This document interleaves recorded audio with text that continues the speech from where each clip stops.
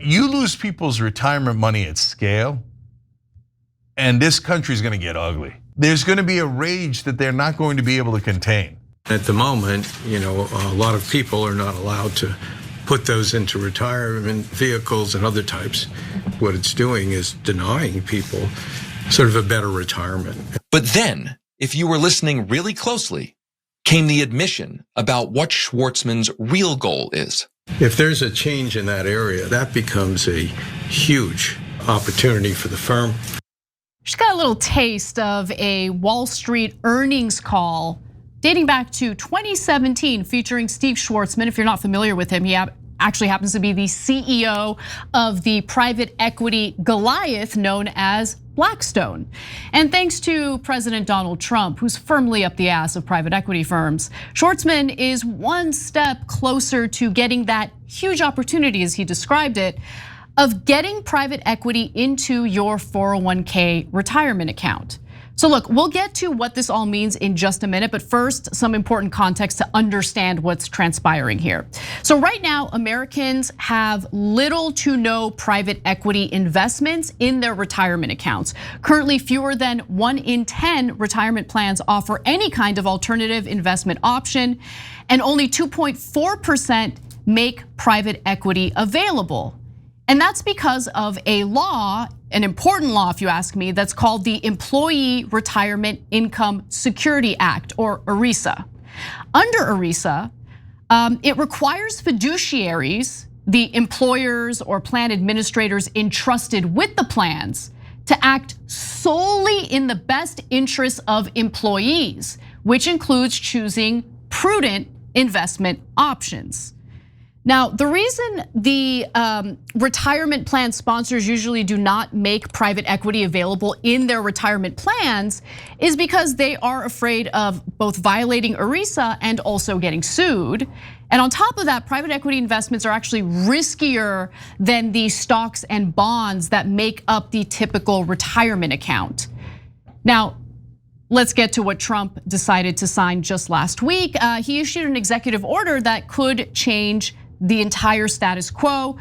It directs the US Labor Secretary, Lori Chavez DeRemer, to re-examine the Department of Labor's guidance on ERISA, specifically regarding funds that include investments in alternative assets like private equity and crypto, by the way.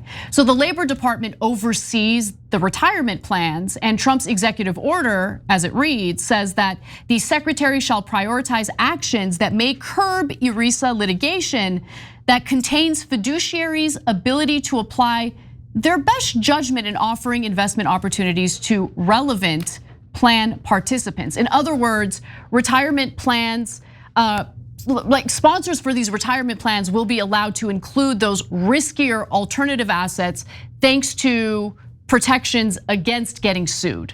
Yeah, so if you read anything about the 2008 crash, Big Short, the book, it's actually really good. It's a very interesting read and tells you all the facts of what happened. What you see clearly there, or any other reading you do around that crash, is that they viewed the pension funds as the suckers at the table, right? So there's a lot of Wall Street sharks, and they think, look, the guys running the 401ks, the pension funds, etc., they didn't get to go to the top Wall Street firms. They're lower level finance guys, right? The guys on Wall Street get paid a ton of money. These guys get paid mediocre money, okay? And so they want to be in with the big boys, and the big boys go, oh yeah, come on, we'll take you to dinner, you're amazing, you might work for us, okay? And they grease them up with vacations and conferences and promises of a job, and sometimes they do deliver on a promise of a job. Because if the guy delivers a $10 billion account to you or a $200 billion account to you, giving him $1 million or $2 million bucks per year is no big deal, right? To get that money. So, and they do that revolving door, etc. So guys, they're gonna take these guys and all of us, they're gonna fleece us. And so here's another giant problem. Once they start investing other people's money, so like when they're due, for example, in private equity, where do they get their money? And there are a bunch of different places, but one of them is family funds. If you don't know what family funds are, those are the super rich families that have been around for a long time, and they've actually accumulated a ton of money. You guys never hear about them, but they exist throughout the world. It has nothing to do with anybody's religion or anything like that. It's incredibly diverse. It has every kind of person in there, but it's super rich families, right? But they're vigilant about their money, right? So if private equity takes too much risk, they go, whoa, whoa, whoa, whoa. And they'll take it from one place to another, and they're always looking at it, which makes sense. That's what I would do. That's a logical thing to do. 401ks, retirement funds, pension funds, etc. They don't care. It's not their money. Exactly. Right? So then the bankers go, now I get to play with this money. Exactly. And I get to take bigger risks because nobody's minding the house. Because why take bigger risks? Because it's bigger return for them. So they're playing with your money. It's like going to Vegas and saying, okay, here's $10,000 of someone else's money, and you get to keep 20% of what you make, okay? Well, then what are you gonna do? You're gonna gamble as much as possible to have that 20% be higher. Because if you lose the money, it's not your money, it's their money, right? So that's why they take huge risks. That's why we crashed in 2008. This is a recipe for disaster, and then they sprinkle in cryptocurrency. Yeah, exactly. I mean, okay, oh my God, you're gonna put this stuff in crypto? So I have a question, Cenk, because you're an employer, so I think you might be able to shed more light on this than I understand. So would it be possible for the employer to decide against, retirement funds that include, cryptocurrencies or private equity? So look, I don't handle that at the company, somebody else does. But I imagine that a company can make its own decisions. I don't know why you'd be forced into it, right?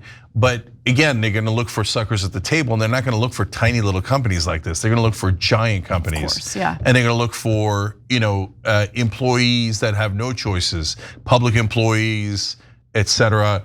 Guys, but here's the other problem they're not getting. I know it's infinite greed, precious, right?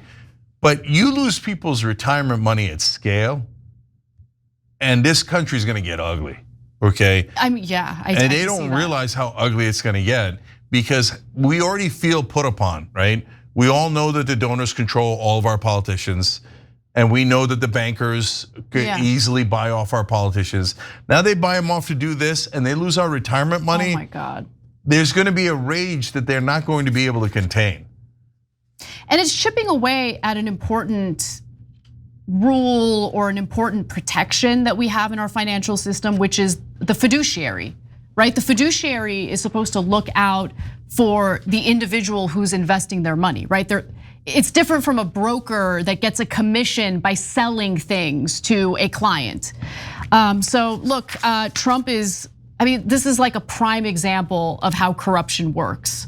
Right, so if you think Trump is looking out for the average worker, this is another piece of evidence proving otherwise. But hey, if you're in a rage after they lose your retirement money, good news, the military's already in the streets. So now you'll be an enemy of the state, and then they could use the military to hunt you down. Every time you ring the bell below, an angel gets his wings. Totally not true, but it does keep you updated on our live shows.